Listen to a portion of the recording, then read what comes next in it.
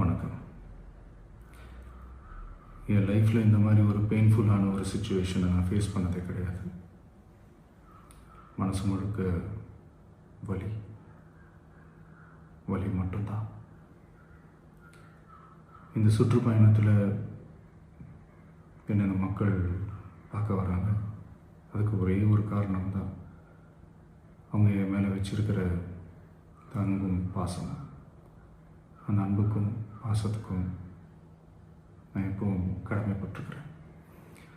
அதனால தான் இந்த சுற்றுப்பயணத்தில் மற்ற எல்லா விஷயங்களையும் தாண்டி மக்களுடைய சேஃப்டி, அதில் எந்த காம்ப்ரமைஸும் பண்ணிடக்கூடாதுன்றதுக்காக தான் அது என் மனசில் ரொம்ப ஆழமாக இருக்கும் அந்த எண்ணம்.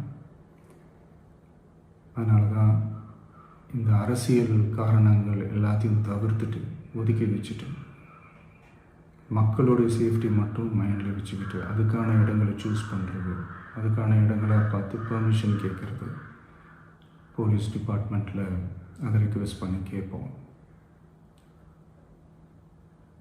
ஆனால்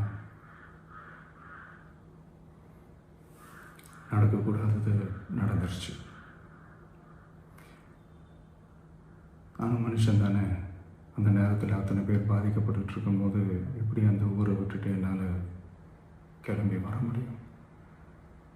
நான் திரும்ப அங்கே போகணும்னு இருந்துச்சுன்னா அதை ஒரு காரணம் காட்டி அங்கே வேறு சில பதட்டமான சுச்சுவேஷன்ஸ், வேறு சில அசம்பாவிதங்கள் அந்த மாதிரி எதுவும் நடந்துடக்கூடாதுன்றதுக்காக தான் நான் அவாய்ட் பண்ணேன்.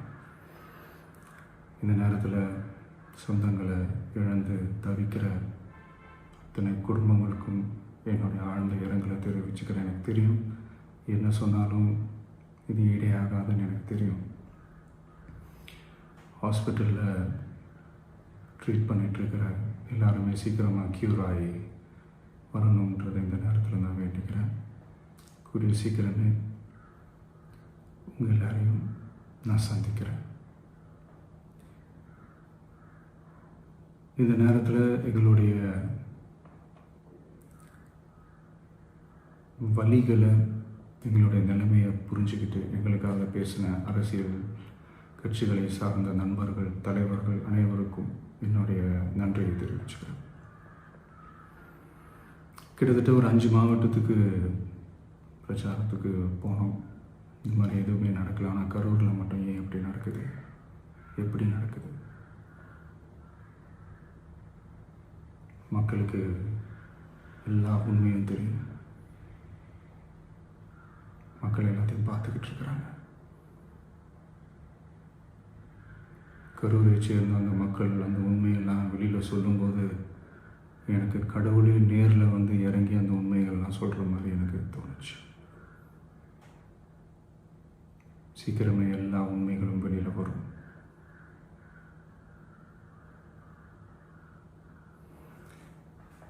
எங்களுக்கு தரப்பட்ட இடத்துல நாங்கள் போய் அந்த ஸ்பாட்டில் நின்று நாங்கள் பேசிட்டு வந்தோம். அதை தாண்டி எந்த தவறும் எங்கள் சைடில் நாங்கள் எதுவுமே செய்யலை. பட் இருந்தாலும் எங்கள் கட்சியை சேர்ந்த நிர்வாகிகள், தோழர்கள் மேலே எஃப்ஐஆர், அது மட்டும் இல்லை சோஷியல் மீடியாவை சேர்ந்த நண்பர்கள், தோழர்கள் அவங்க மேலே எஃப்ஐஆர்லாம் போட்டு இப்போ பிடிச்சிக்கிட்டு இருக்கிறாங்க.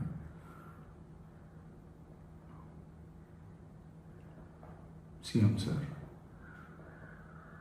உங்களுக்கு ஏதாவது இந்த பழி வாங்கணும் அப்படின்ற எண்ணம் ஏதாவது இருந்துச்சுன்னா என்ன வேணாலும் பண்ணுங்க. அவங்க மேலே கை வைக்காதீங்க. நான் ஒன்று வீட்டில் இருப்பேன், இல்லை நான் ஆஃபீஸில் இருப்பேன். என்ன வேணாலும் செய்யுங்க. நண்பர்களே, தோழர்களே, நம்மளுடைய அரசியல் பயணம் இன்னும் ஸ்ட்ராங்காக, இன்னும் தைரியத்தோடு கண்டினியூ ஆகும்.